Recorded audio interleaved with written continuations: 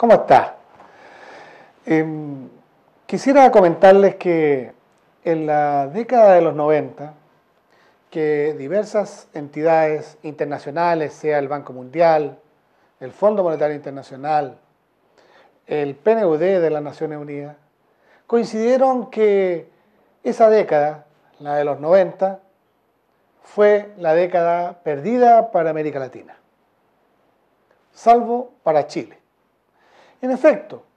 porque en la década de los 90 se empezó a reconstruir nuestra actual democracia, con todas las limitantes que tiene aún. Asimismo, se inició el proceso de superación de la extrema pobreza, que era de un sobre 44%, y que al final del periodo, digamos, está llegando a en torno a un 17%, cumpliendo el programa Millennium de las propias Naciones Unidas. Pero también empezó a desentrañarse, a descodificar y a desarrollar los códices del crecimiento económico en expansión, por lo mismo de la disminución de la pobreza, pero lamentablemente no así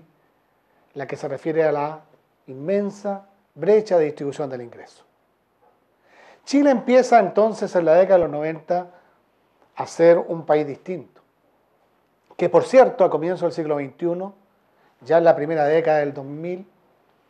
empieza a construirse ventajas competitivas, como es establecer relaciones internacionales con los más diversos países del mundo, llegando hoy día prácticamente con tratado de libre comercio al equivalente al 85% del total de la población mundial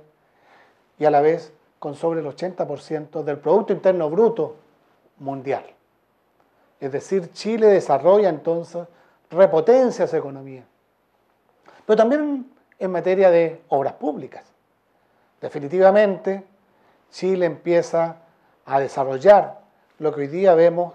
y disfrutamos permanentemente con nuevas carreteras, nuevos puertos, que en su momento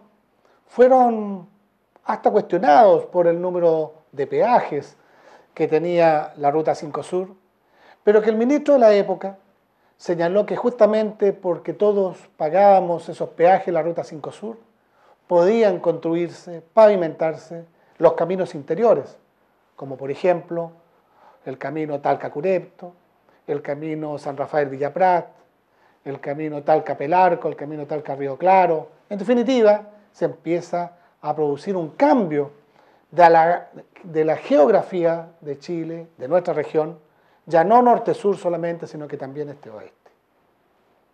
Entre ellos está precisamente, y a eso me quiero referir, el Paso Pehuenche, que, como he señalado, vincula el este con el oeste, con un corredor bioceánico que puede reportarles sustantivos dividendos a nuestra región si es que es bien trabajada. Recuerdo que precisamente en la década de los 90, el presidente Frei logra un acuerdo con Argentina de habilitar 13 pasos fronterizos, entre ellos el Paso Pehuenche. En esa oportunidad la Gobernación de Talca y la Comisión Pehuenche institucionalizan lo que después sería el Comité de Frontera, hoy día Comité de Integración. El presidente de la época, ya al finalizar su periodo, nombra como ministro de Obras Públicas a don Jaime Tobá, con quien en esa oportunidad la Gobernación de Talca interactuó y logró que se asignaran recursos no solo para el Paso Pehuenche, que eran 80 millones de dólares de la época, para pavimentarlo, sino que también el puente sobre el río Maule. Hoy día podemos decir que con una política de Estado, es decir, esas políticas, esas acciones, esos proyectos que se ejecutan más allá de cualquier gobierno, sino que porque son de Estado, son del país, como por ejemplo hoy día el Hospital de Talca, que asignó a la presidenta Bachelet los recursos, pero que se va a inaugurar con el presidente Piñera, el embalse Ancoa, que se empezó a construir y se colocó la primera piedra con el presidente Lagos, pero que ya inauguró el actual presidente, el Paso Pehuenche, que ya lleva tantos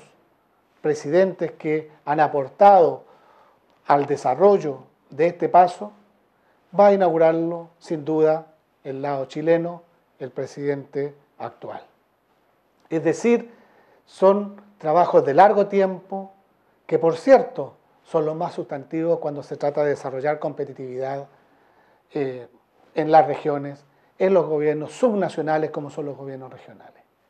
Un paso importante. La década perdida para el resto fue una década de muchas ganancias para la región del Maule en particular y para Chile en general. Hasta luego.